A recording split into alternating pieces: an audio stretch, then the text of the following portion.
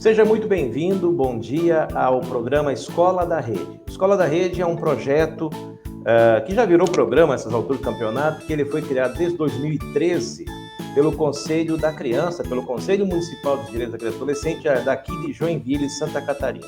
Queremos que vocês se sintam muito à vontade para participar, se inscrever, clicar no sininho. Vou colocar aqui a nossa intérprete de Libras, a Terezinha, a Tere, né, nossa colega de trabalho, que vai fazer aqui também a interpretação em Libras para todo mundo poder acessar o nosso conteúdo. Meu nome é Robson, eu sou conselheiro do CMDCA e fui incumbido, então, de fazer a apresentação dos técnicos e dos especialistas que vão falar sobre essa temática da violência sexual infanto-juvenil, sobre a ótica da saúde mental. Então, vamos começar. Eu vou trazer inicialmente uma saudação, quero apresentar a vocês também, e chamar a nossa presidente do Conselho Municipal dos Direitos da Criança e Adolescente aqui de Joinville, senhora Eunice Deckmann. Bom dia, Eunice. Oi, bom dia, Robson, bom dia a todos.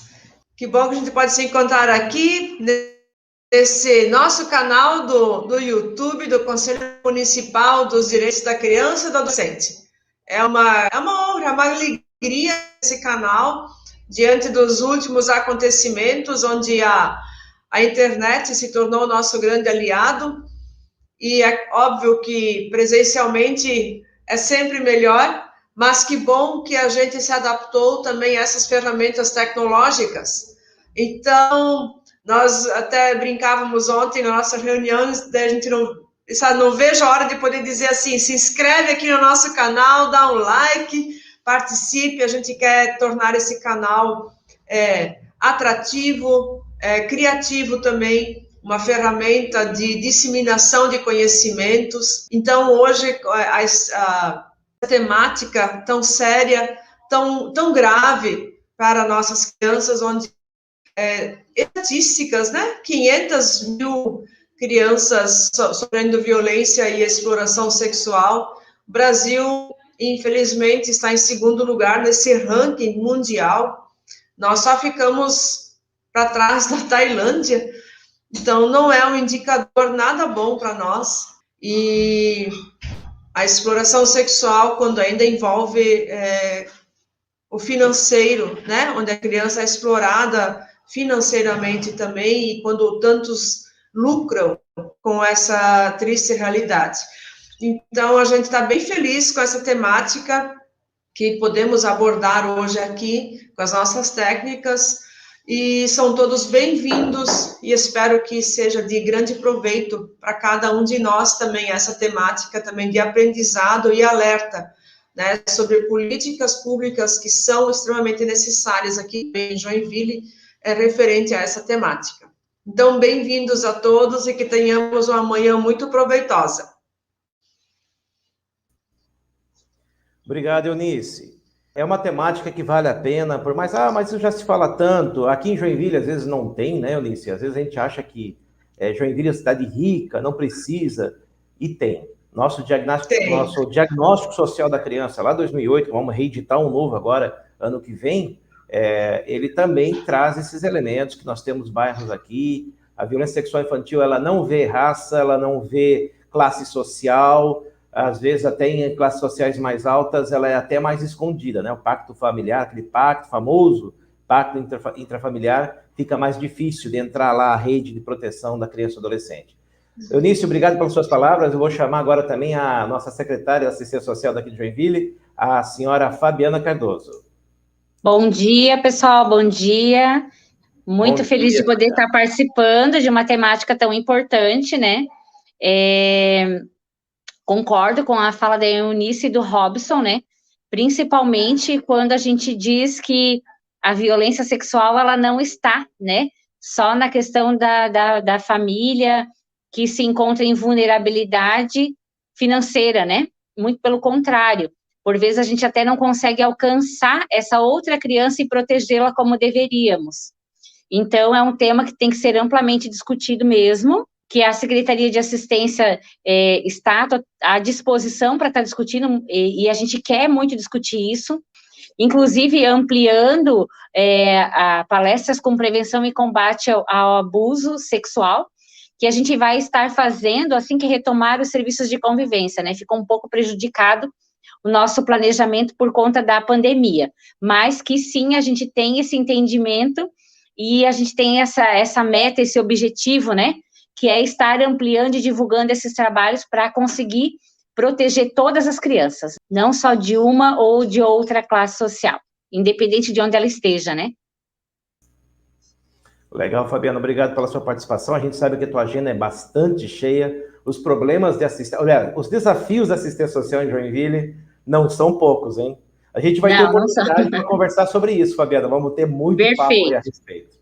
Pessoal, continuando, então, nós já temos aqui participações dos conselheiros tutelares, conselheiros todos aqui, está o Cristóvão Petri, eu já vi aqui também o conselheiro Elton, e, enfim, tem vários conselheiros, tem técnicos, a Estefânia está por aqui. Joinville, a gente diz que é a cidade, para quem é de fora, a gente diz que Joinville é a cidade grande, mas na verdade é uma grande roça, porque a gente se conhece todo mundo. É uma maravilha. Pessoal, então, falando um pouquinho mais também sobre o projeto Escola da Rede. Escola da Rede, ele começou em 2013, ele foi uma parceria então, da Fundamas, a Munesc, Secretaria de Assistência Social e o próprio Conselho da Criança, quem protagonizou, quem tocou e executou o projeto até hoje. Esse vídeo, hoje, a nossa primeira iniciativa virtual, ela é a 15ª edição, de 2013 até aqui. A ideia é nós fazermos um planejamento de formação de conselheiros tutelares e escola da rede, sempre conselheiros tutelares e escola da rede, enfermeiros, professores, né? Nós fazemos isso presencialmente, sobre diversas políticas diferentes. A cada 4 meses, mais ou menos, a gente repete uma edição. A gente faz sempre trazendo esses atores, né? Sempre o conselheiro tutelar e a classe de professores, ou o conselheiro tutelar e a classe de policiais, e assim por aí vai. Então, a ideia é não adianta a gente pensar em qualificação de conselho tutelar se a gente não pensar em qualificação de rede. E, de preferência, um discurso só e todos juntos. Basicamente, essa é a ideia do projeto Escola da Rede, que bom, né? Está dando frutos até hoje e continua. E agora com uma nova versão, né? Essa versão online aqui que a gente está gatinhando, a gente está aprendendo a fazer. Para a gente começar, eu ainda tenho que fazer alguns combinados com vocês, antes de eu chamar a nossa primeira técnica. Os nossos recadinhos. Então, vamos lá. Quem quiser fazer perguntas para o debate, nós vamos ter um debate. Então, como é que vai funcionar a estrutura? Nós vamos ter 3 técnicas, cada uma vai ter 20 minutos para falar, e ao final vai ter um debate rápido entre as 3. E as contribuições que vocês forem fazendo no chat vão ser consideradas para esse debate, ok? Então, só escrever ali. Também a questão do certificado, né? Se alguém necessita de certificado, nós não vamos emitir certificado, mas nós podemos emitir uma declaração de presença. Quem tiver interesse tem que solicitar no chat. Inclusive, a Jussara, que é a secretária executiva do Conselho da Criança, ela vai colocar um linkzinho lá para você preencher os seus dados. Olha, acabou de colocar, tá ali, ó, CMDC Joinville, formulário para declaração de participação. Clica ali no Google Form, coloca o teu nome, teu CPF, e o teu e-mail para a gente poder entrar em contato com você depois e mandar a sua declaração assinadinha para você poder, enfim, justificar na sua faculdade, usar como crédito, enfim. Também o evento será gravado, esse evento agora está sendo streamado, né, live, essas coisas assim, mas nós vamos editar ele depois, botar o logo do CMDK, tudo, a gente está usando a plataforma aqui do StreamYard, e agora a Terezinha vai se enrolar para explicar o que é o StreamYard, mas tudo bem, essa é a plataforma de disponibilização de vídeo. E, no mais, é isso. Vamos começar os trabalhos da casa. Eu gostaria de chamar a Cibele da Costa Pereira. A Cibele, ela é psicóloga clínica de adolescentes e adultos, formada em ludoterapia e terapia familiar sistêmica e especialização em saúde mental e atenção psicossocial. Servidora municipal aqui do município de Joinville há 18 anos na Secretaria de Saúde, atualmente trabalha no NPVA, Núcleo de Prevenção a Violências e Acidentes, que está na Vigilância Epidemiológica, e coordena a Comissão Aconchegar. Bom dia, Cibele. Bom dia a todos. A Comissão Aconchegar, ela é uma comissão formada por integrantes da esfera pública, aqui de Joinville, e também convidados, que desde 2016 se reúnem com o intuito de refazer o protocolo de atendimento às pessoas em situação de violência sexual no município. E que em 2019 esse protocolo ele foi implementado e foi colocado em prática no nosso município. Esse protocolo de atendimento às pessoas em situação de violência sexual, como eu falei, ele é composto por integrantes da esfera pública e também convidados de outros setores. A Rede Municipal de Atenção às Pessoas em Situação de Violência Sexual, ela é formada por instituições hospitalares e também pela Secretaria de Saúde, Secretaria de Educação, Secretaria de Assistência Social, de Segurança Pública e órgãos apoiadores do Ministério Público, Defensoria, DPCAMI, IGP, Conselhos Tutelares, enfim. É uma que compõe essa comissão aconchegar. A comissão se reúne mensalmente, os encontros são mensais. Atualmente, eles são bimensais, esses encontros da comissão, e justamente para a gente acompanhar a efetivação do protocolo. Esse é o intuito da comissão. Bom, vamos começar a falar um pouquinho, então. O dia 18 de maio é o Dia Nacional de Combate ao Abuso e à Exploração Sexual de Crianças e Adolescentes. Eu penso que esse dia, vejo que agora em maio, muitos eventos estão acontecendo, muitas palestras, justamente porque é um marco para nos fazer pensar aonde nós chegamos e aonde nós queremos chegar com relação ao combate ao abuso e violência sexual. E no meu entendimento, nós podemos dizer que uma coisa aconteceu, uma coisa está acontecendo, que nós já tiramos este tema da escuridão. Foi somente nas últimas que os abusos sexuais começaram a ser considerados como dignos de credibilidade e de atenção, tanto acadêmica quanto clínica. Especificamente aqui no Brasil, foi a partir do Estatuto da Criança e do Adolescente, 1990, então não faz tanto tempo, 3 décadas atrás, que a sociedade parece apresentar maior consciência com relação a este problema. O reflexo disso é um número aumentado de denúncias recebidas pelo Disque 100. No ano de 2014, denúncias de violência sexual contra crianças e adolescentes no Brasil. Destas denúncias, 72% são de abuso sexual, 27% de exploração, 0,5% de pornografia e 0,1% de tráfico de crianças e adolescentes. Aqui em Joinville, eu trabalho também no Núcleo de Prevenção a Violências e Acidentes, que fica dentro da Vigilância Epidemiológica na Secretaria da Saúde, e nós trabalhamos justamente com os dados de violência de todo o município. Todas as notificações de violência que são realizadas em todos os serviços de saúde do município são enviadas para nós, no núcleo. E nós podemos analisar esses dados, então. Nós temos um banco de dados, que é um sistema que se chama SINAM, que é o Sistema Nacional de Banco de Dados de Violência, e eu quero mostrar para vocês os dados de Joinville, de violência sexual. É importante a gente perceber, vamos aguardar isso. Aqui tem um gráfico, né? Eu quero mostrar para vocês, essas são as notificações recebidas de casos suspeitos e confirmados de violência sexual, que chegaram ao serviço de saúde do município. Então, vocês podem observar ali no gráfico que em azul estão os totais das violências. Então, peguei os dados de 2015 a 2020, para a gente pegar uma pequena série histórica, né, dos últimos 6 anos. Então, nós podemos perceber que em azul estão os números totais das notificações.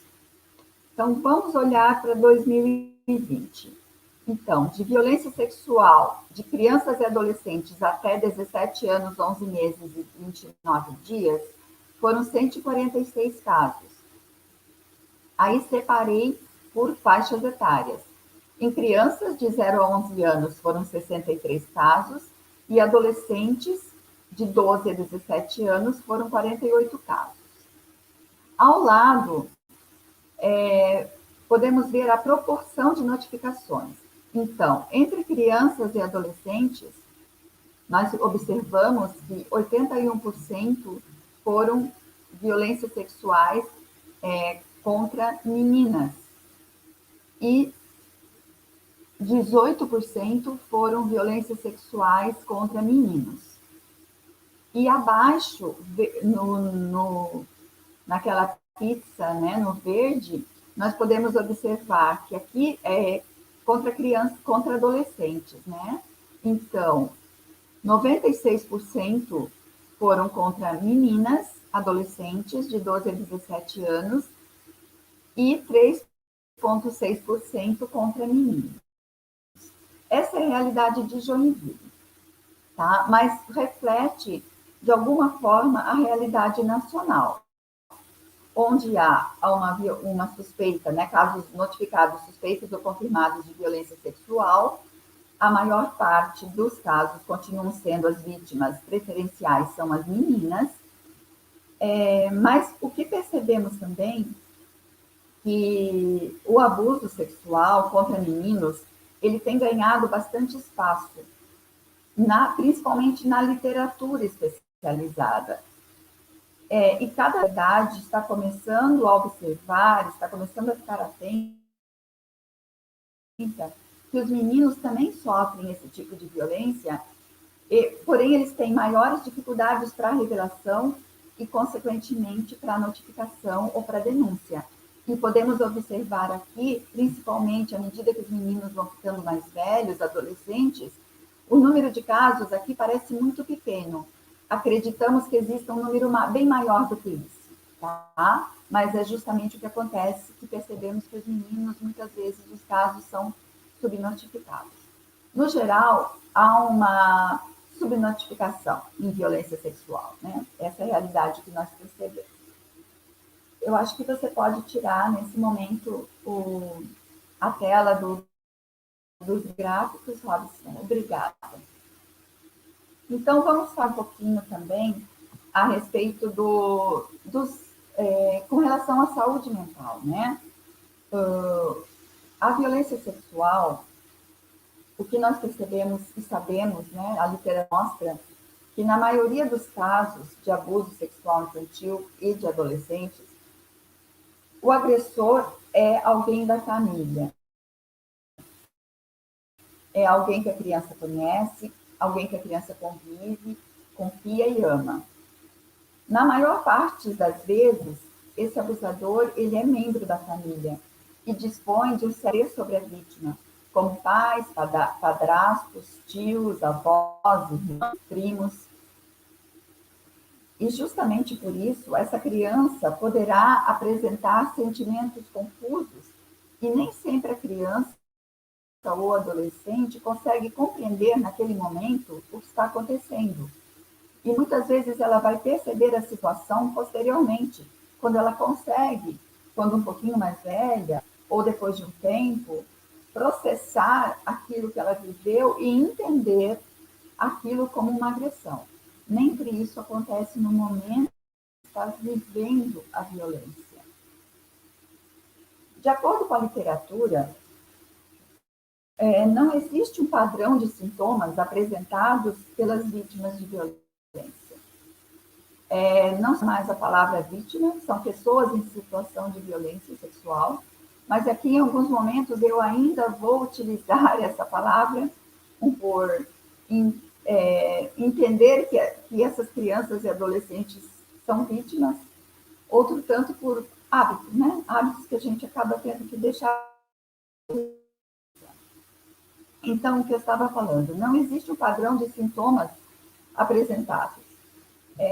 Essas alterações, elas podem ocorrer, ou elas ocorrem de uma forma heterogênea. E algumas vezes, até podemos dizer que não ocorrem alterações comportamentais em crianças e adolescentes que sofrem abusos sexuais.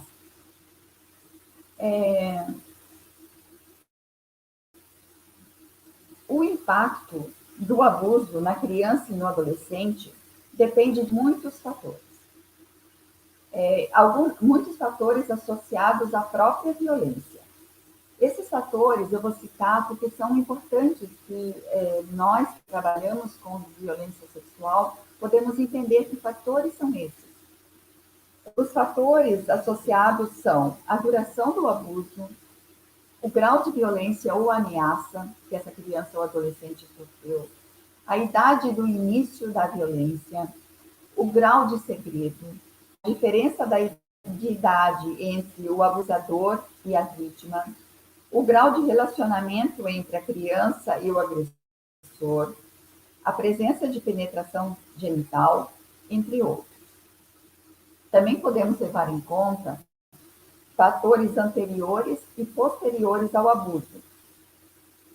Podemos levar em conta e devemos levar em conta o funcionamento familiar anterior ao abuso, o grau de suporte do cuidador não abusivo, o fato de essa criança ou adolescente prestar ou não depoimento sobre o abuso.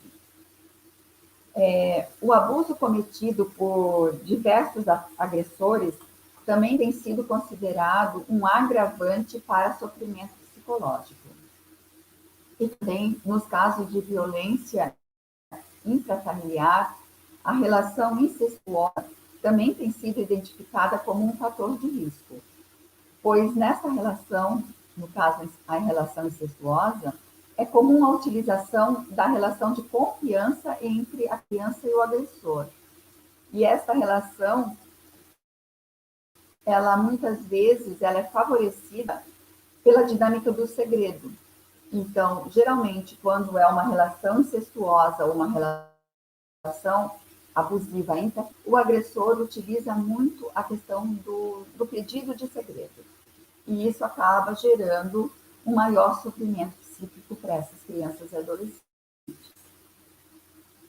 Grande parte dos estudos apontam que o abuso sexual se caracteriza como uma experiência negativa e prejudicial às vítimas. Nós não podemos negar isso. Isso é fato. Há consequências devastadoras para as crianças e adolescentes que sofrem abuso sexual.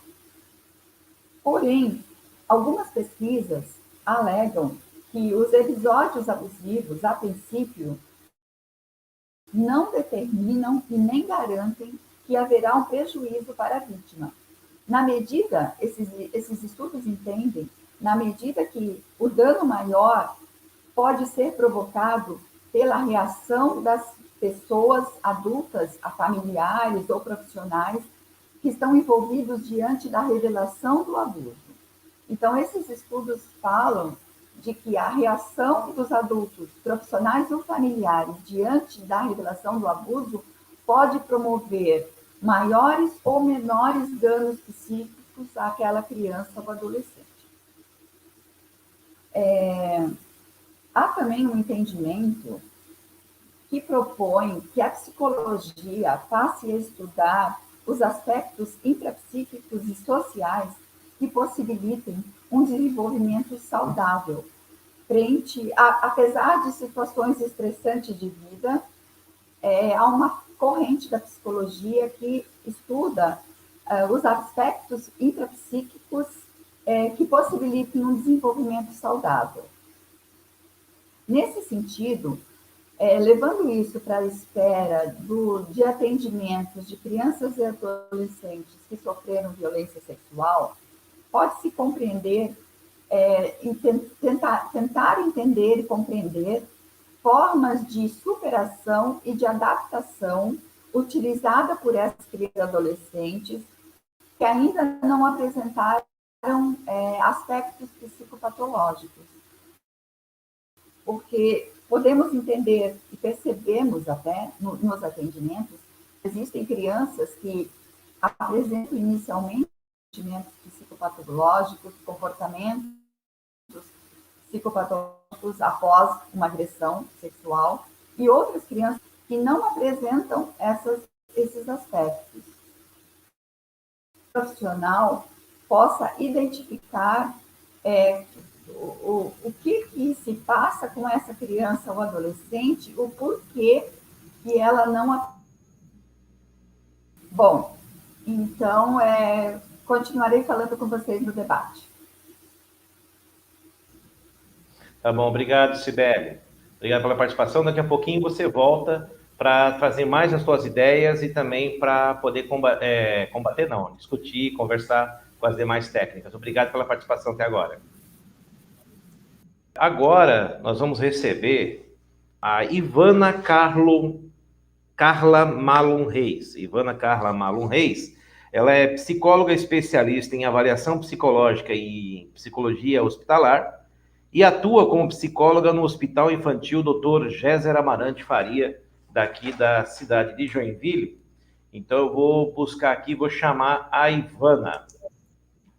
Bom dia, Ivana. Bom dia, Robson. Bom dia a todos. Bom dia. Ivana, então, eu gostaria que você tivesse aqui 20 minutos, são 9h30, 9h50, eu lá pertinho do final eu vou chegar para avisar. Fica à vontade para fazer a fala que você tem aí para dizer para nós, a sua mensagem, e também nos explica um pouquinho sobre o Hospital Infantil Géser Amarante, uma breve apresentação. Certo, Robson. Obrigada. Então, agradeço, né, o convite para participar dessa live, né, sobre esse tema tão importante, né, nesse momento.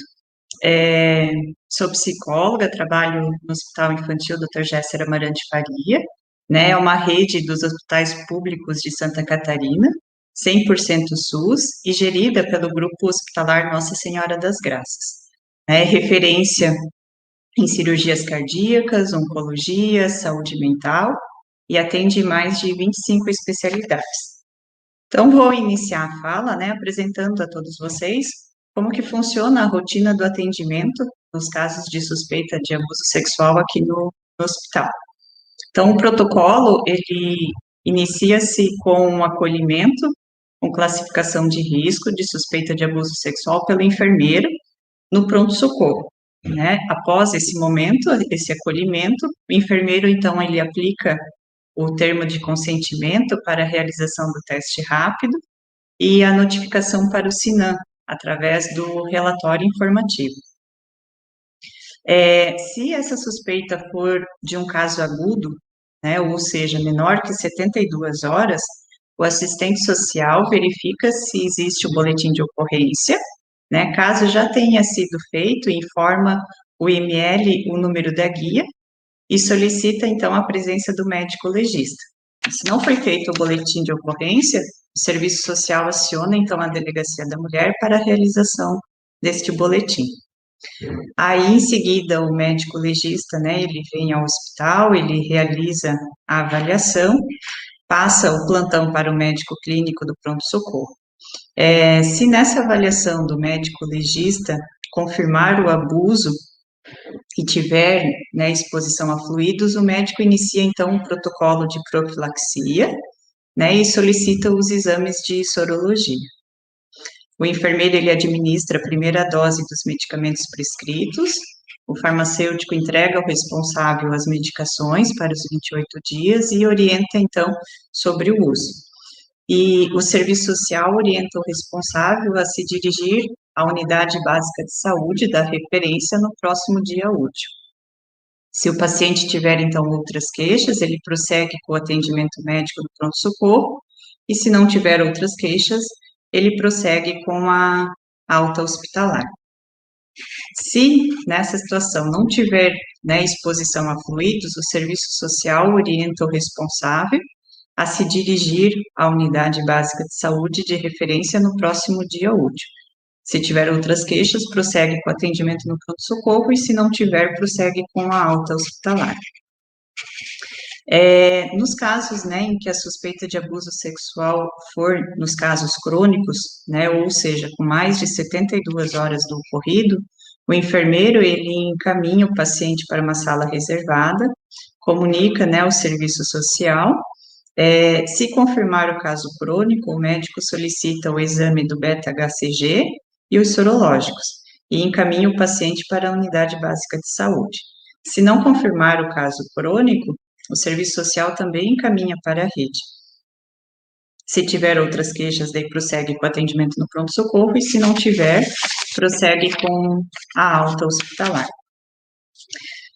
No ano passado, nós tivemos 77 casos de atendimentos com suspeita de abuso sexual.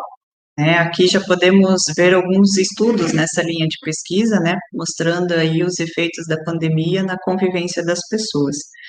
Outros estudos já analisam, né, se esses dados sempre existiram e que agora estão ficando mais evidentes, né. Mas, continuando, né, sobre o protocolo de atendimento aqui do hospital. Após esse momento, então, o Serviço de Controle de Infecção Hospitalar, ele encaminha para a rede a ficha do SINAM, a ficha de informações e investigação sexual para a vigilância sanitária e os resultados dos exames do teste rápido. Então, o serviço de psicologia, ele é acionado nos casos de suspeita de abuso sexual agudo, né, onde realiza o acolhimento, e em conjunto com o serviço social explica sobre a realização deste protocolo. Aqui é importante, né, lembrar de evitar a revitimização deste paciente, né, e salientar a importância dele aderir ao serviço de psicoterapia na rede de apoio. Nesta abordagem, também é explicado que a violência sexual pode acontecer através de atos libidinosos, que podem ser através de fotos, através de toques, de vídeos, de palavras, e não somente, né, a consumação do ato em si. Orienta-se também a observar o comportamento do paciente, né, se teve alterações do padrão do sono, da alimentação, comportamento de choro, de medo, de introversão, de tristeza, né, que podem ser indicativos de que algo não vai bem. Também é observado nos casos crônicos, né, que podem desencadear psicopatologias, né, visto que existe um grande número de pacientes internados na saúde mental que tiveram histórico de abuso sexual. Um outro fator importante, né, a ser colocado, que observa-se que muitas famílias naturalizam a cena do abuso sexual, como se fosse algo normal de acontecer. Em algumas situações, observa-se que até mais de uma geração passa, né, por essa situação. Ou, né, um outro fator importante também, que muitas vezes, né, os familiares, as pessoas da convivência não acreditam, né, na informação que essa pessoa está trazendo. Eu gostaria de colocar, né, que a psicoterapia, ela é uma ferramenta de suporte, né, e que necessita da aderência do paciente para minimizar os efeitos emocionais, né. Essa é uma fala bem importante, né, que a gente coloca nos atendimentos, né, para que esse paciente, ele já tenha, né, esse suporte desde essa identificação do quadro.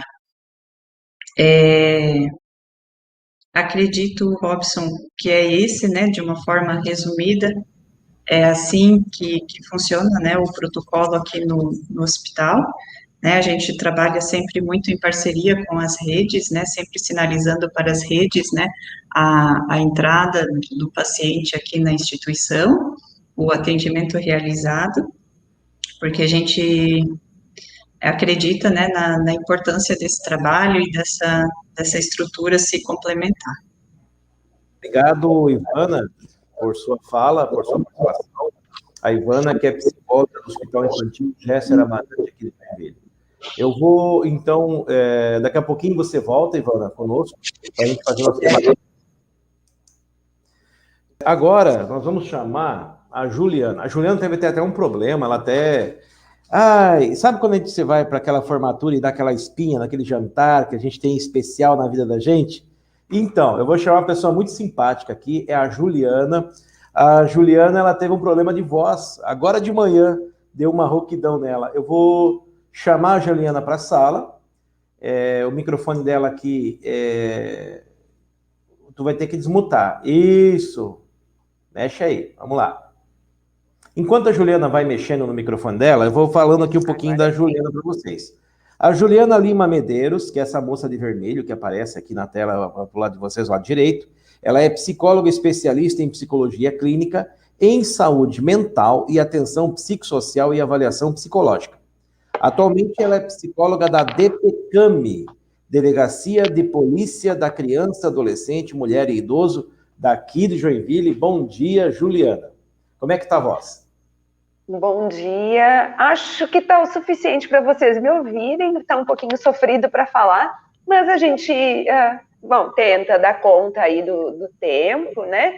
E do debate depois. Conto com as demais participantes também para que no momento do debate a gente consiga se dividir também e poupar um pouquinho. Mas estamos aí, né? Acho que é um tema extremamente importante, entendo, né? Que é um tema bastante importante, que a gente não pode se isentar, assim, né? Até cheguei a gritar por socorro para minha colega também da delegacia, também psicóloga, disse, fica de sobreaviso, porque se eu não conseguir falar, mas estou aqui me segurando com umas pastilhas e vamos lá, né? São imprevistos que a gente está tendo nesse período, e por várias vezes, né, a gente está tendo que enfrentar situações desse tipo. Mas vamos falar, então, um pouquinho da DPCAMI, né, e da Polícia Civil, na questão do atendimento a situações de suspeita de violência sexual contra crianças e adolescentes, e abordar alguns aspectos também da saúde mental, para além daqueles que a Cibele e a Ivana já nos trouxeram, né, elas que vêm de serviços da área da saúde, né?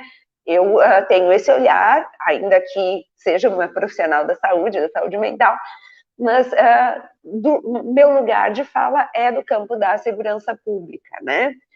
Então, assim, a Polícia Civil, ela tem como objetivo a investigação de suspeitas de crimes, né? E a violência sexual é um possível crime. A gente precisa abordar nesse lugar sempre como uma suspeita, e aí eu já aponto uma diferença considerável entre os atendimentos e o cuidado ofertado pela saúde, ou mesmo pelos serviços de assistência social, daquele ofertado pela Polícia Civil, porque a gente precisa ter um viés investigativo, né, de compreensão.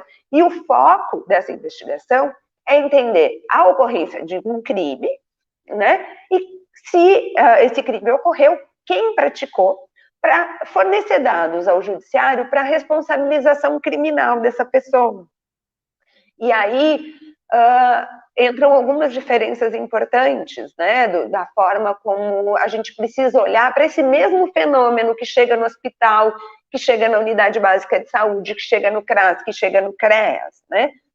Porque a gente também está falando da responsabilização criminal de uma outra pessoa que precisa e merece né, ser atendida dentro de todo o rito legal e de todo o cuidado para que a gente não responsabilize e culpabilize alguém que não é responsável por um crime, pela ocorrência de um crime, né? Então, nesse sentido, a gente vai precisar entender e olhar que ofertar a proteção e o cuidado à criança não necessariamente vai depender da responsabilização criminal de alguém, porque essa nem sempre vai ser possível, né?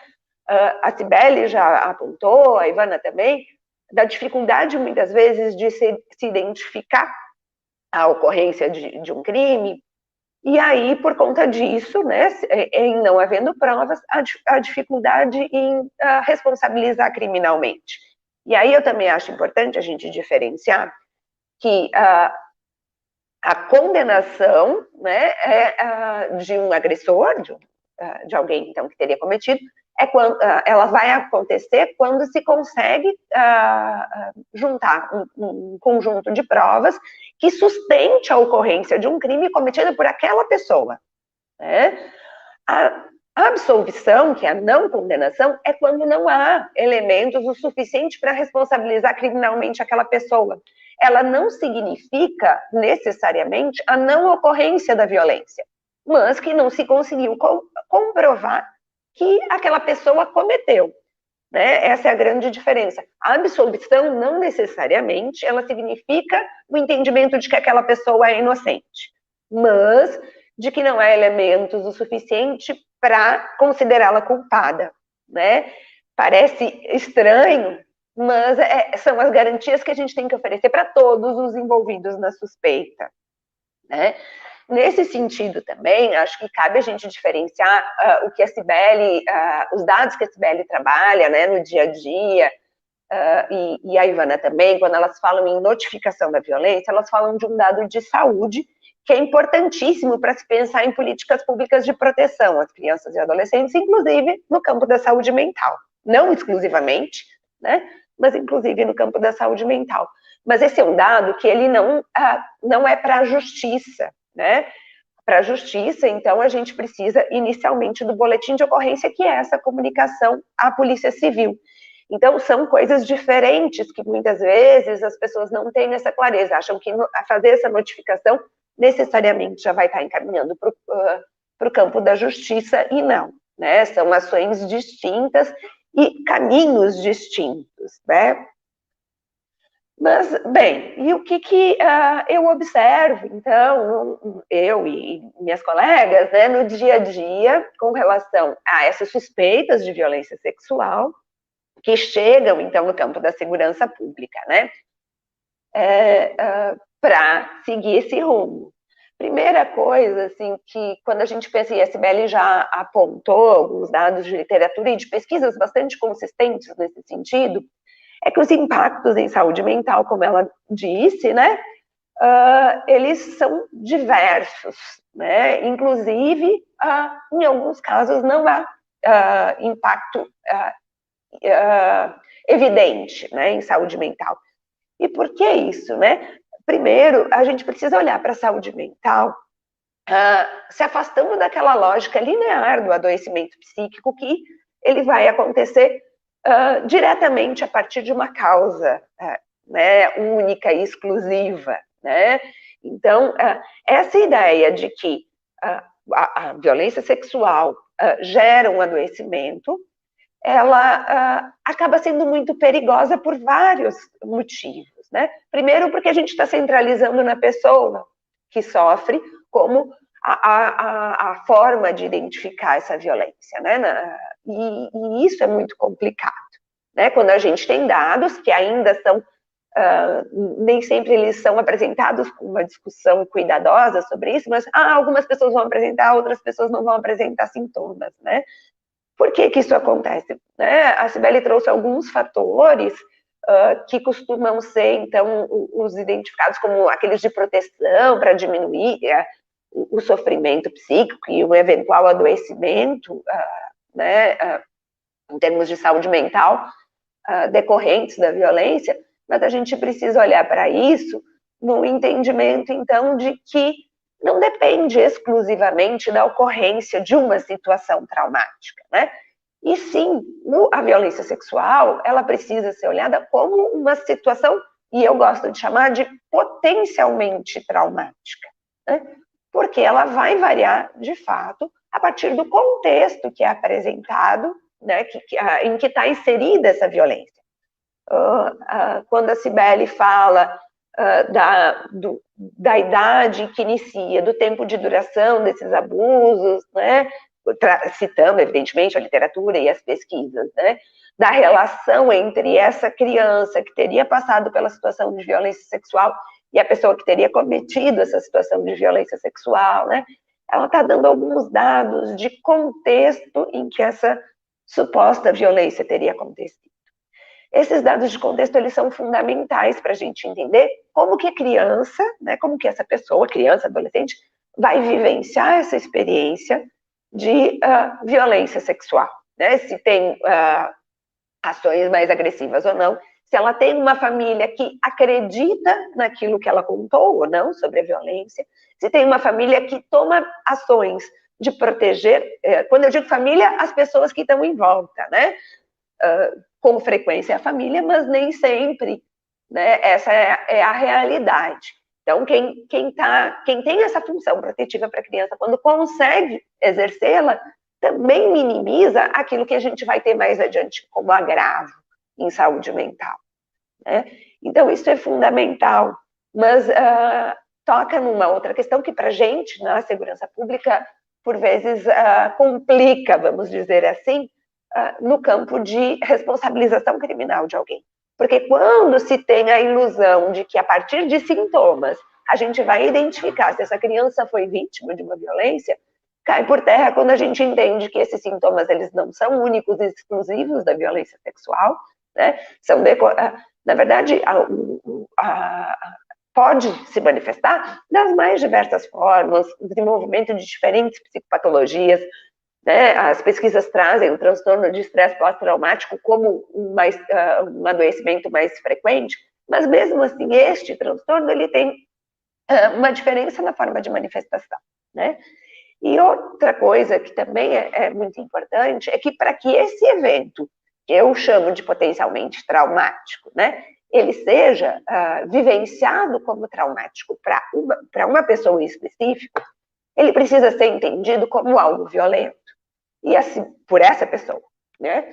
E a Cibele trouxe também essa questão da idade da criança que sofre o abuso, e isso é importantíssimo porque as crianças, quanto mais jovens, né, menos ou mais diferente é a compreensão acerca do próprio corpo e do tema da sexualidade, daquilo que a gente tem como adulto, né, daquele entendimento que a gente tem como adulto. Então, por muitas vezes, e pela diferença da forma como ela pode estar sendo abordada nessa questão da violência sexual, ela pode não entender como um ato violento, e se ela não entende, se ela não vivencia como algo violento, não faz sentido que aquilo seja vivenciado como uma experiência traumática, né? Por outro lado, às vezes a criança não significando essa situação vivenciada por ela, ou não, né? Pode ser que ela não tenha vivenciado, né? Mas que ela não tenha entendido como traumática e que isso não tenha gerado um sofrimento para ela. Mas as ações que as pessoas do seu entorno, e por vezes nós, como participantes dessa rede de proteção, temos com essa criança, podemos sim gerar o que a gente chama de falsa memória. Então, essa criança pode, inclusive, passar a relatar uma experiência não vivenciada, ou uma experiência vivenciada, mas com características diferentes daquilo que ela efetivamente vivenciou, a partir de conteúdos inseridos em outras conversas, em outras abordagens, seja por familiares, seja pelas pessoas preocupadas com a proteção dessa criança, seja inclusive pela rede, né?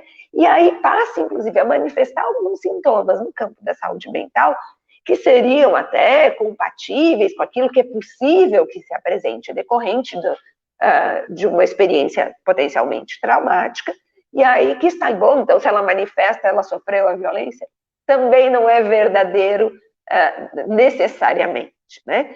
Então, são vários cuidados que a gente precisa ter ao abordar, ao olhar e ao pensar essas situações de suspeita de violência sexual, né? Nada disso quer dizer que os profissionais que atendem com o objetivo de cuidado dessas crianças devem duvidar delas, né? Porque o cuidado, ele deve ser efetivado sem se preocupar se aquilo se concretizou ou não, né? Ele precisa ser efetivado a partir daquilo que está sendo trazido pela família, né? Pouco importa se vai ter uma responsabilização criminal ou não, né? Para se pensar em cuidar dessa criança, dessa família, né? Até porque, como eu falei lá no início, essa responsabilização ela pode acontecer tendo ou não ocorrido a violência, né? Então, não dá para a gente condicionar, né? Bom, nesse sentido, eu trago um pouco da leitura que a gente faz quando faz uma avaliação psicológica no campo da segurança pública acerca da violência sexual, né? Ela não é linear acerca do fato, né? Mas do contexto que envolve essa suposta ocorrência, né? Dessas pessoas envolvidas, e para isso é tão importante a gente acessar não só a criança, mas aqueles que cuidam dessa criança, aqueles que convivem, aquelas pessoas que às vezes atendem na rede, às vezes na escola, e o próprio, e eu falo masculino porque mais frequentemente são homens, mas não necessariamente são, né? A própria pessoa que teria supostamente abusado, então, dessa criança. Estou esgotando meu tempo, né? Não, você teria ainda uns 4, 5 minutinhos, mas eu estou com dó da tua garganta. Então, eu vou aproveitar esses 4, 5 minutinhos, mesmo com a garganta assim, porque acho fundamental a gente falar, né? Quando a gente observa que nem sempre vai conseguir responsabilizar criminalmente, né? Quando a gente nem sempre vai conseguir ter certeza se essa violência aconteceu ou não, e pensar nesses impactos, às vezes, é tão detalhado, é tão difícil, né? E é tão diverso, que a prevenção é fundamental. E eu não queria deixar de falar disso, né? Porque a prevenção ela vai nos ajudar nessa identificação também, né? Quando essa criança se apropria de alguns conceitos na medida daquilo que é adequado ao momento do desenvolvimento que ela se encontra, mas para que também ela a gente possa, enquanto adulto, minimizar as ocorrências, né? E aí, eu aproveito também para divulgar um projeto que é conduzido pela minha colega Cristina, né, também psicóloga da DPCAM, e também pela Aline, que é psicóloga da DPCAM de Brusque, que chama Proteja uma Criança. Tem uma página no Instagram, que eu não sei se é possível, mas se não eu coloco depois no chat, né, que chama @Proteja uma Criança, né, que tem por objetivo, então, né, falar dessa prevenção, divulgar informações que saiam desse nível técnico, que às vezes a gente fala muito difícil, muito complicado em termos técnicos, e traga numa linguagem acessível para as pessoas em geral, não só para a rede, né, mas para as famílias, para quem está convivendo com crianças, formas, então, de se pensar e se identificar também possíveis ocorrências. Proteja uma criança, com JA, não protege. Tá? Então, eu recomendo aí que sigam esse perfil no Instagram e, né, e que a gente passe também a pensar em mais ações de prevenção. Tá? Acho que o resto fica para o debate, né? E aí eu passo, então, minha palavra.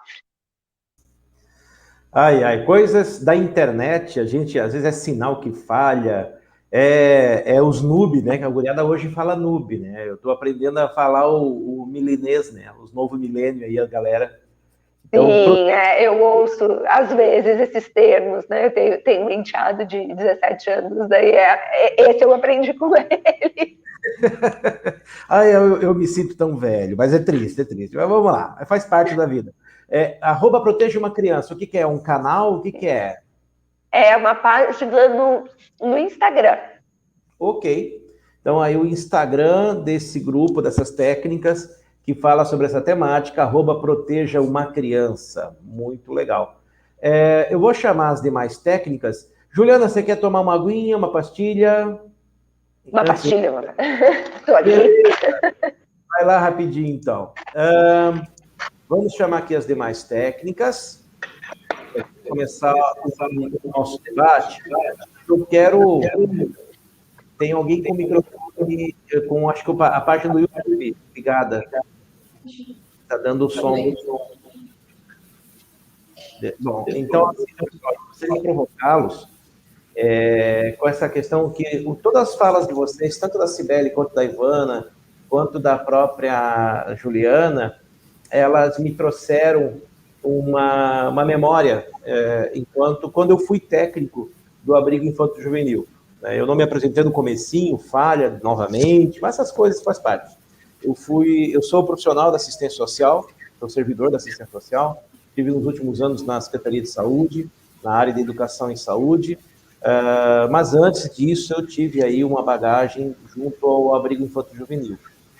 E eu me lembro de um caso, e aqui eu quero para fazer justamente para dar aí um pé de conversa para vocês, um comecinho, sobre a importância da rede, porque nós atendemos uma situação uma vez que havia uma menina de 14 anos que ela alegava, bem padrão, bem clássico dentro das estatísticas, ela procurou o Conselho Tutelar e ela disse, olha, eu estou sendo abusada sistematicamente desde os meus 8 anos de idade pelo meu padrasto. E acabou sendo acolhida. Porém, quando o Conselho Tutelar fez, obviamente foi conversar com essa mãe, foi conversar com essa família, o pacto intrafamiliar foi muito forte, foi tão forte que permitiu a fala dessa moça, dessa menina, né, de 14 anos. Então, e ela também falava que a menina, a irmã dela, de 11, também estava nesse quadro de abuso.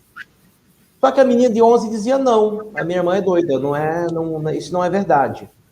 E acabou sendo a irmã mais velha acolhida, e a irmã mais nova ficou na casa, junto com a família, inclusive com o alegado abusador. E ficamos a equipe técnica do abrigo ficou durante uns 2 meses trabalhando, fazendo as escutas, a abordagem, e ora lá com o pessoal da polícia, da delegacia, ora com o pessoal da saúde, e a gente não destrinchava, sempre ficava aquela dúvida, né? Aonde que desatou-se o nó górdio? Foi quando o hospital, não me lembro se na época já tinha hospital infantil, o hospital fez um exame padrão na menina de 11 anos, constatou uma doença venérea, naquela que dizia que nunca tinha sido abusada. O hospital, por padrão, obviamente, avisou para o sistema próprio a rede, no caso o Conselho Tutelar e o Ministério Público. O Conselho Tutelar chamou a equipe do abrigo e disse, olha, está aqui revelado, tem uma situação aqui. E aí tivemos elementos de trazer para essa mãe, e aí ficou incontestável. E aí a mãe abriu o jogo. Então, diante, né, a gente sabe que mais de 70% dos casos no Brasil todo, isso é um dado estatístico bem conhecido, já foi citado aqui, inclusive, de violação sexual infanto-juvenil acontecem dentro do ambiente familiar, né, por pessoas próximas, pessoas conhecidas, e que a rede tem esse papel, né, o professor que está lá na creche, o professor que está lá na escola, de olhar essa criança. E agora, tempo de pandemia, como é que fica isso também, né? Então, eu gostaria de escutar vocês um pouquinho.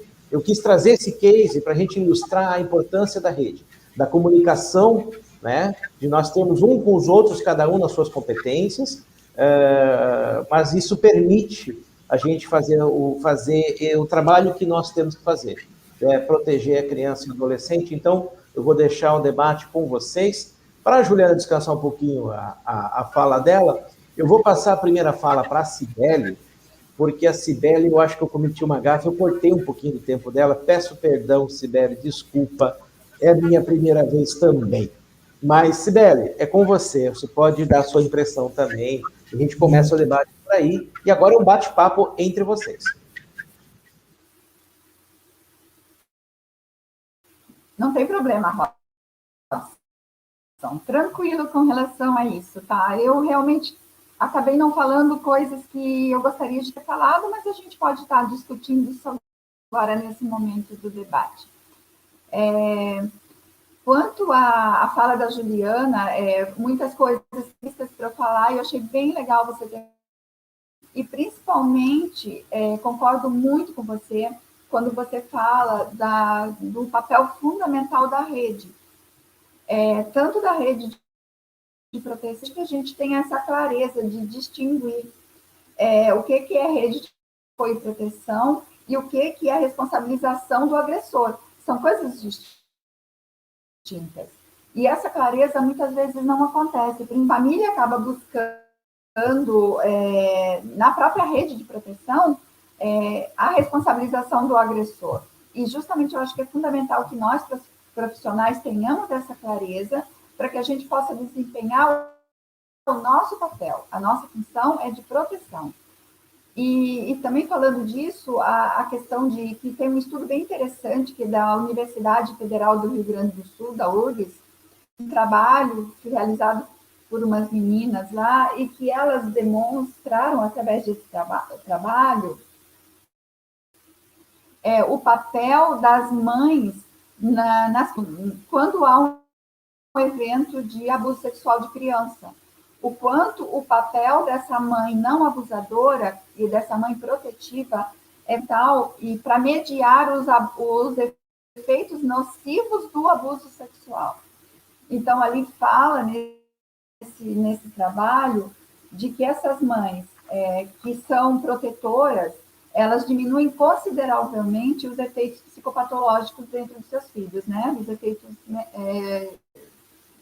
enfim, de algum transtorno mental ou de uma possível psicopatologia futura, né? E o quanto a necessidade de que essas também tenham acesso a uma rede de proteção. Não só elas, que elas não se sintam sozinhas nesse caminho. E aí entra muito a rede, como o Conselho Tutelar, nós da saúde, a assistência social, que também faz esse papel protetivo. E outra coisa que eu gostaria de também falar, que eu acho importante, alguns mitos que acabam sendo construídos por todos nós, né, e que acabam interferindo negativamente no quanto se fala e acerca da questão do abuso sexual. As restrições acerca da educação e sexualidade. Eu acho que isso é um tema super importante, porque essa restrição da educação nas escolas, ela supõe que a educação sexual nas escolas aumentaria a atividade sexual de crianças e adolescentes. E é justamente esse estudo foi realizado pela Universidade de Oxford, né? Essas pesquisas sinalizam que a falta de informação sobre a sexualidade é que torna as novas gerações mais vulneráveis, ao passo que a inclusão curricular deste tema contribui ao aumento do início da vida sexual, a redução do número de parceiros e o aumento do uso de métodos contraceptivos. Então, nós estamos no caminho inverso, né? Falar sobre isso nas escolas, falar sobre isso com seus filhos, crianças e adolescentes, vai diminuir consideravelmente o impacto. Eu acho que é isso. Tá um delay grande aqui, né, da nossa fala. Não, mas está indo muito bom, muito boa fala, Cibele. E realmente, né, precisamos falar mais. Às vezes, até as pessoas assim, mas o que vai fazer de educação infantil na primeira infância, para a criança pequenininha? Mas ela precisa saber da questão do papel de gênero, ela precisa saber do lugar dela, ela precisa saber que aquilo é importante falar para sinalizar para os pais que os nomes corretos, né? Tem toda uma metodologia, toda uma literatura a esse respeito. E muito bem lembrado o que você apontou.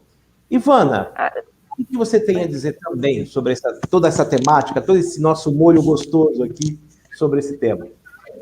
O Robson, eu gostaria de colocar, né, que o diferencial, né, aqui no hospital, eu acredito que é esse trabalho do acolhimento no pronto-socorro, né, quando ele é oportunizado, né, de uma forma, assim, com tempo, com um espaço adequado, né, com uma atenção necessária, a gente consegue, né, ofertar para essa família, né, um momento de escuta, né, de acolher as demandas, né, como a Juliana colocou, a Cibele colocou, né, muitas vezes vem muitas questões, fatores, né, psicossociais que interferem, né, nessa questão da suspeita do abuso. né? Então, eu acredito que aqui no hospital, a gente, né, oportunizando esse momento, né, desse acolhimento lá no pronto-socorro, a gente consegue já oferecer um caminho para essa família.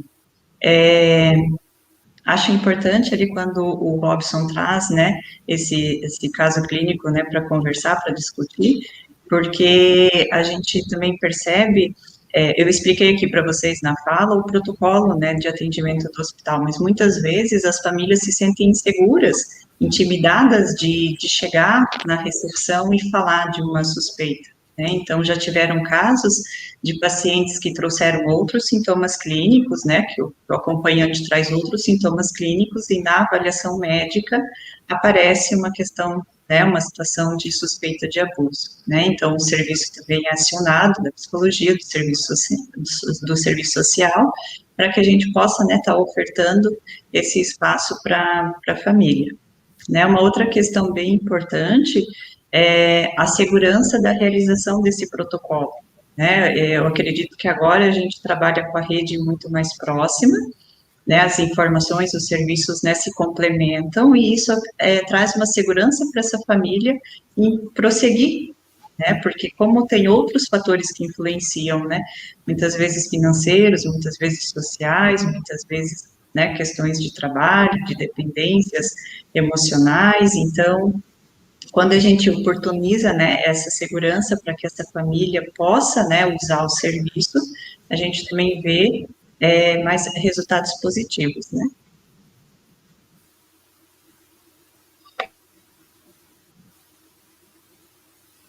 Com o silêncio aqui, mas assim, pessoal, é uma conversa. Fica à vontade, Juliana, quiser intervir, Cibele, bata um papo.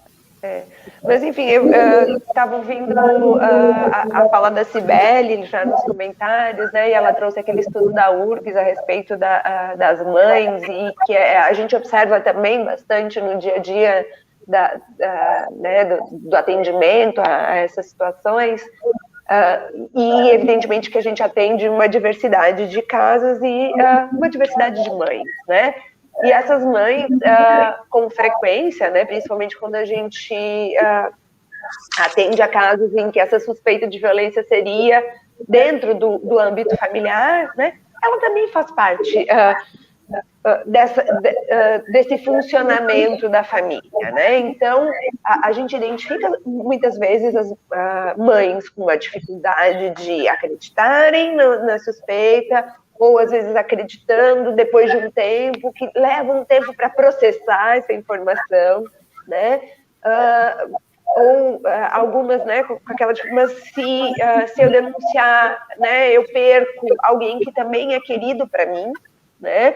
Então, a gente tem que também olhar para essas mães como alguém que faz parte mesmo desse sistema, né?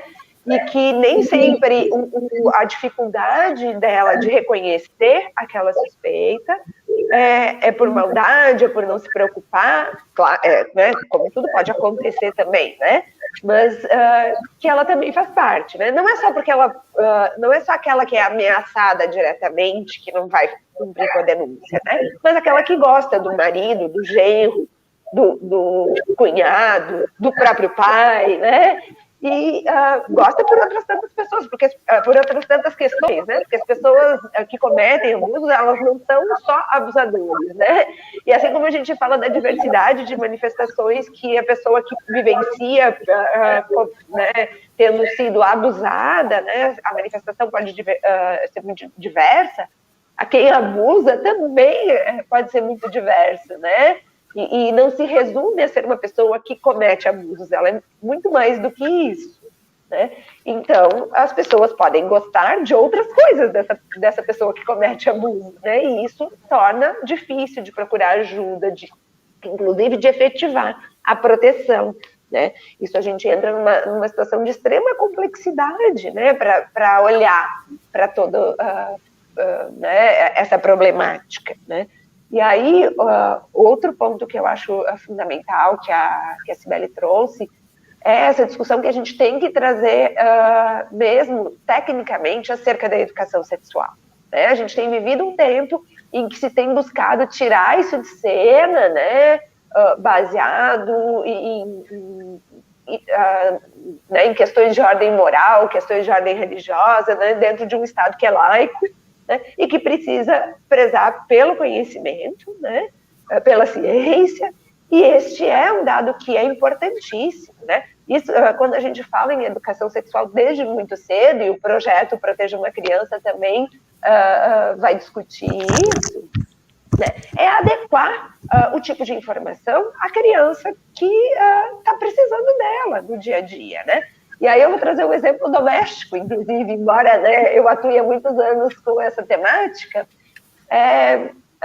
hoje, né, tem um menino de 1 ano e 5 meses, quase, e vejo algumas coisas dentro de casa, né? Eu não tenho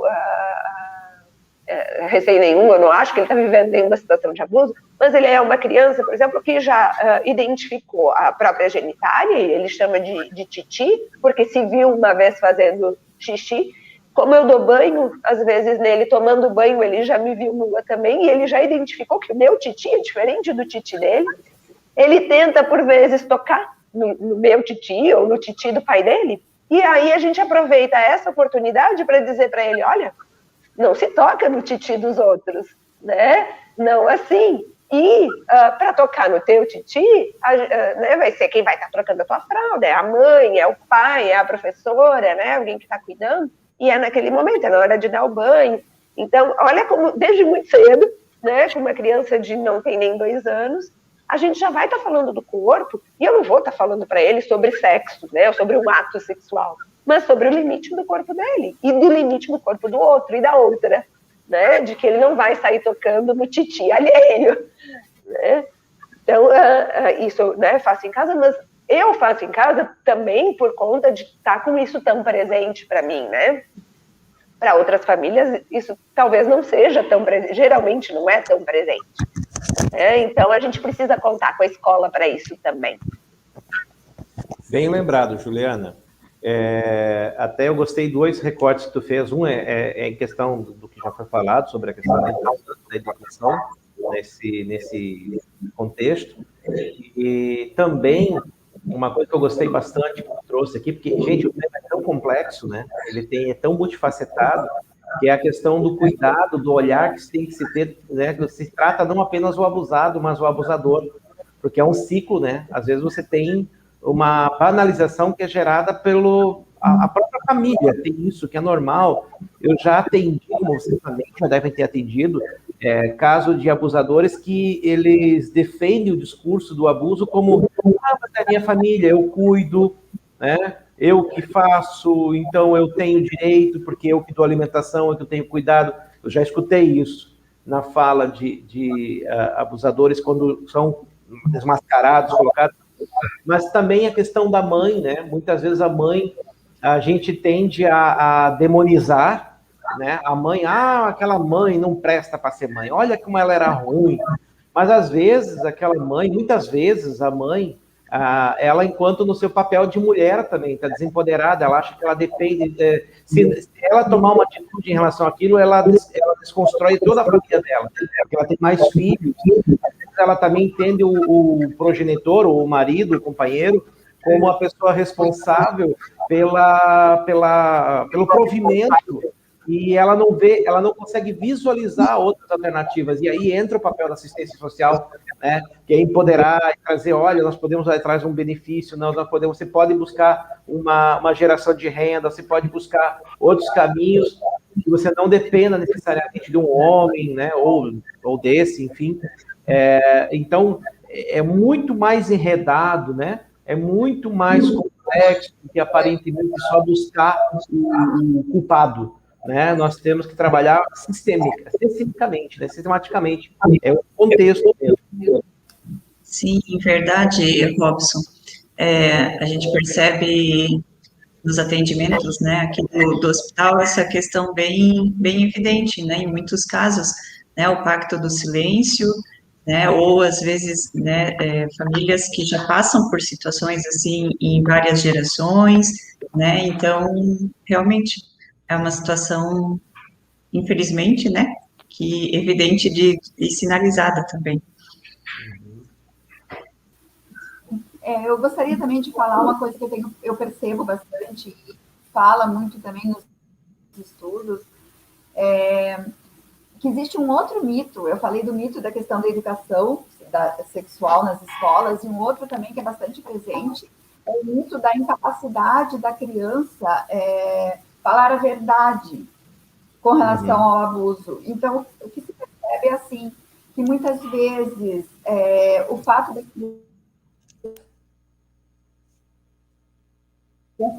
muitas há uma incredibilidade, assim, ou elas estão, não, essa criança está mentindo, essa criança está fantasiando.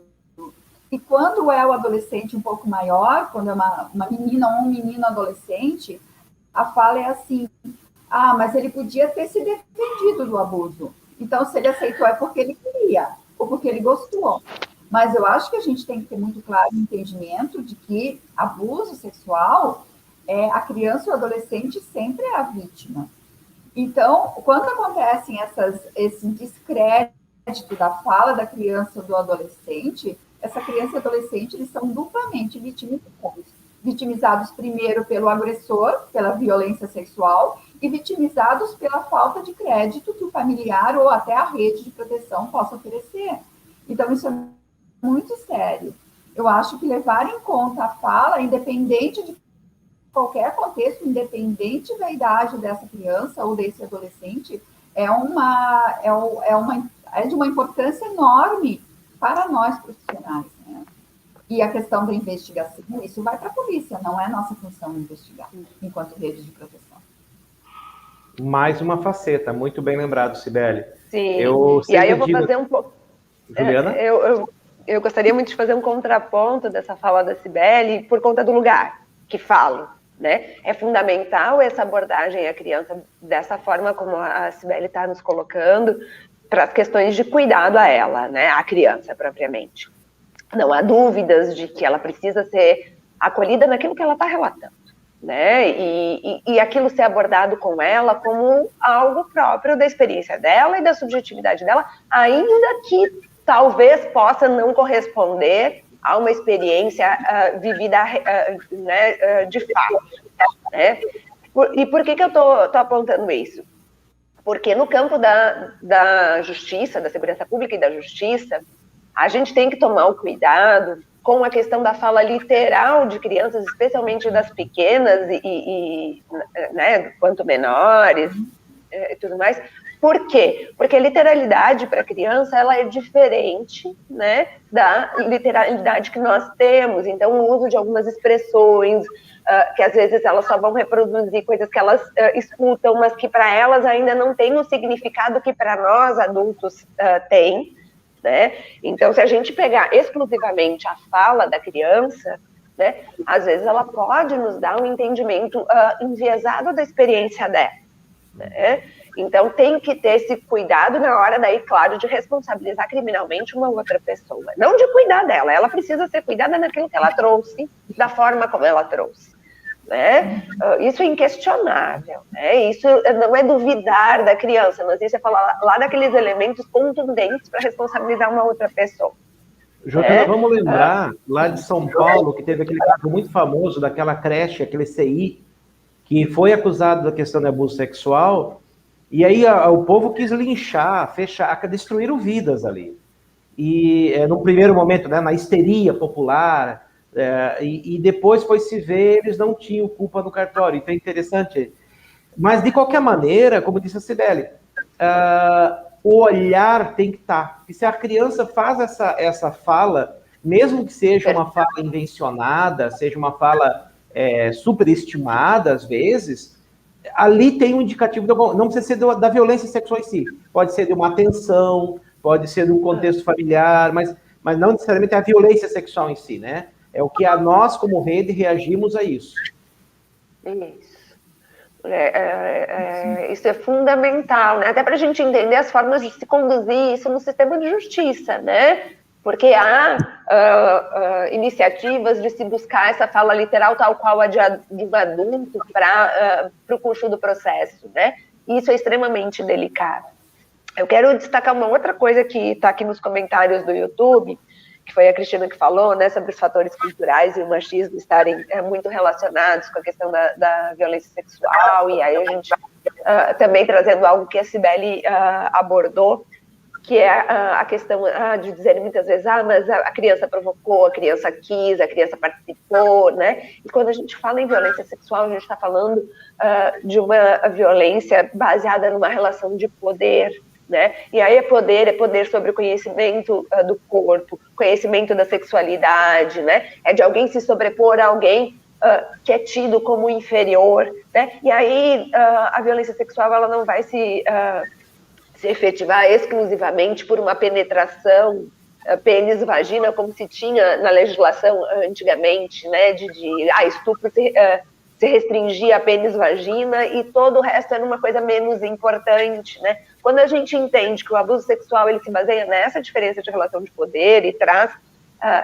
né, esses fatores culturais como o machismo, a gente olha para tudo isso de uma forma diferente, inclusive para essas questões de, às vezes, adolescentes, né, ou meninas que estão na pré-puberdade, mas ela provocou, mas ela se interessou, mas ela quis, mas a compreensão que ela pode ter naquele momento sobre tudo que ela está vivenciando é muito diferente de um homem de 30 anos, né, e ela não tem um entendimento da consequência e da vivência sexual no mesmo nível, né, daquele homem. Então, por isso, é algo tão importante, e por isso que também não faz sentido algumas discussões que se faz, por exemplo, sobre castração química, como se exclusivamente a penetração e o uso do pênis, né, fosse dar conta, então a gente tira esse pênis daqui e a violência sexual vai deixar de existir, esse homem vai deixar de praticar, porque ele não se resume a isso, ao uso do pênis, né?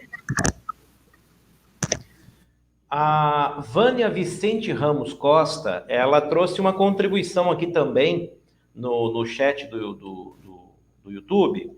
Ela colocou o seguinte: já ouvi pessoas justificando o estupro, onde a criança de 11 anos se, aspas, ofereceu, fecha aspas, e ele é homem, né? Pensando assim, muitas pessoas não denunciam para não se incomodar. Nós já estamos nos aproximando também do horário que a gente programou para encerrar o nosso debate, a nossa conversa. Eu gostaria de pedir para vocês, então, as suas últimas impressões. Poderia começar, então, pela Cibele, sobre como é que foi o evento, qual é a sua avaliação, Cibele, por favor.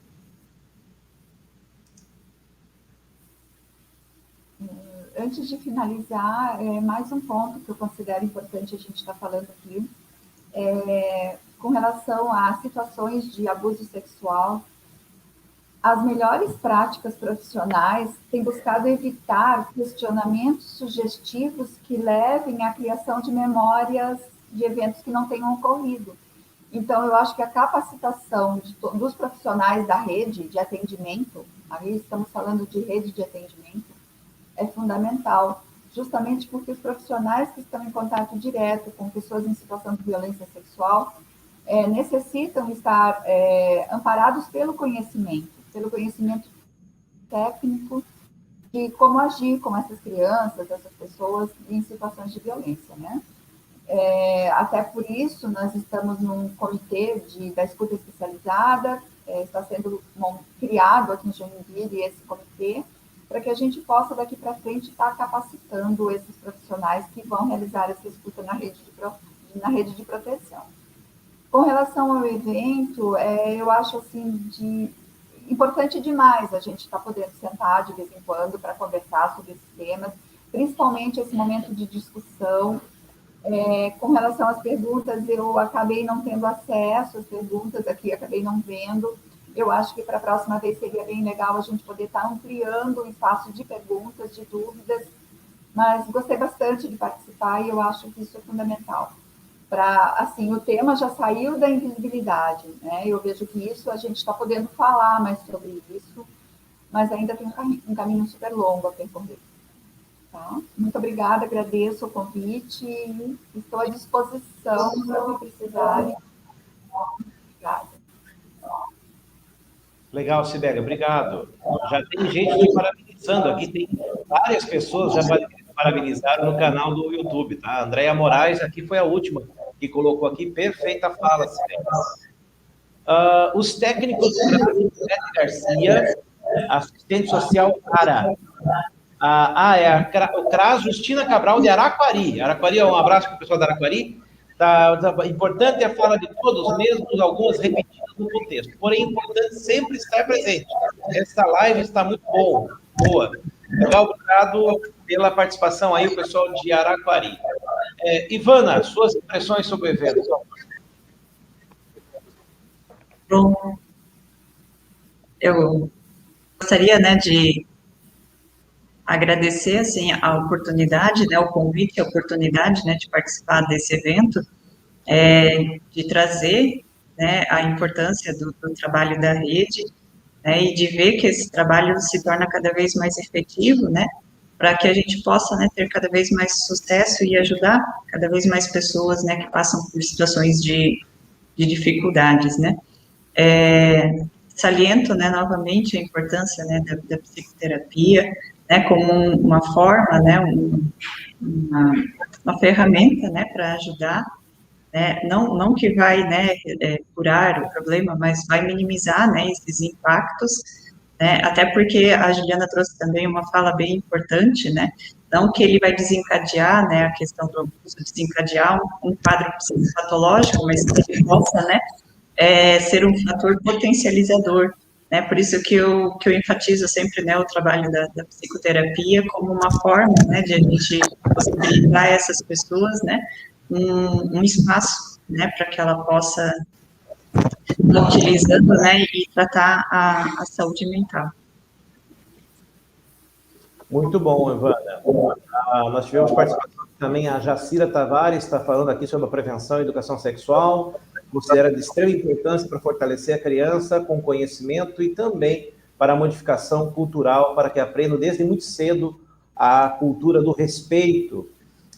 Também a Estefânia, a Estefânia dando aqui palminhas, dando parabéns para vocês. O Nasser, né, lá no comecinho daqui da nossa live, falando aqui também, o Nasser é bem conhecido na questão da saúde mental, né, um profissional da saúde também, mandando aí o parabéns e falando da importância de falar sobre o tema. E, Juliana, como é que está a garganta? Quais são suas impressões aí do nosso evento? Então, a garganta tá razoável, tá? Eu acabei de conectar também pelo meu computador, porque a bateria do meu celular tá acabando, então se eu cair, eu já tô pedindo para entrar de novo pelo computador, tá, Robson? Ok. Primeiro, então, naturalmente quero agradecer ao convite que me foi feito pela Jussara, né, para estar presente nessa discussão de hoje. Acho que é riquíssimo a gente poder se aproximar e trazer o que os serviços têm visto e nessa rede, né, para que a gente também possa aproximar as falas e aproximar o diálogo, né? Eu sou relativamente nova em Joinville, então a Cibele eu já conhecia, e acho que é super importante, não só a gente conhecer o rosto, hoje está mais difícil a gente se conhecer pessoalmente por conta da situação atual. Caí. Prontinho, voltou. Peraí. Pode falar, Juliana. Pronto, já estou aqui na outra câmera, né? Então, acho que é super importante, aí a gente também se aproxima, né,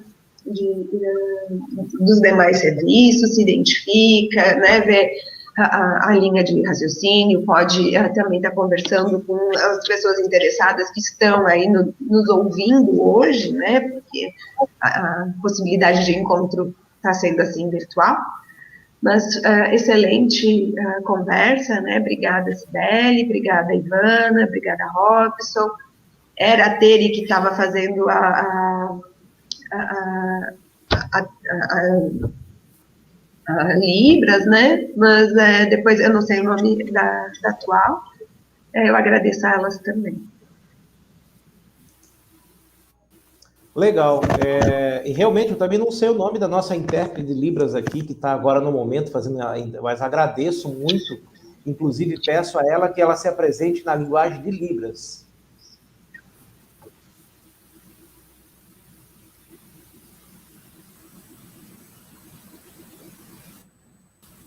Cláudia Rosinelli, e o meu sinal é isso aqui. Legal. Ó, você, agora nós invertemos um pouquinho a ideia, né? Muitas vezes a pessoa surda, ela não consegue entender certos vídeos que não tem livros, não tem comunicação. Agora eles entenderam antes de você. Pronto.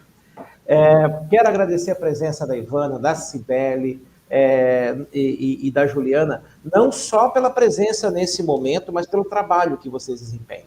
Muito importante para a nossa rede, e também as instituições a quais vocês fazem parte, né? A nossa rede, ela é muitos nós. A rede somos nós precisamos disso. Então, eu quero também convidar você, que nós tivemos aqui uma média de 50 participantes, às vezes 60, às vezes 48, mas sempre uns 50, 50 e poucos participantes da nossa live. O CMDK agora vai tentar fazer, pelo menos, nossas ordinárias agora vão ser transmitidas por live, vão ficar gravadas para você poder acompanhar as reuniões. Vai também ficar, nós vamos ter eventos de educação como esse. O próximo, nós estamos aí já negociando, temos vários na pauta.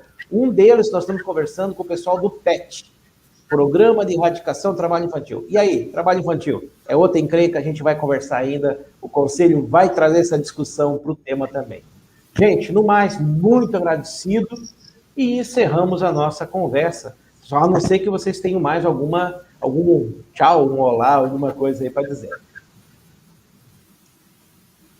Então, gente, um abraço, muito obrigado. Obrigado por estar conosco. Curta, bate no sininho e continua com a gente. Sempre vai ter conteúdo aqui para vocês.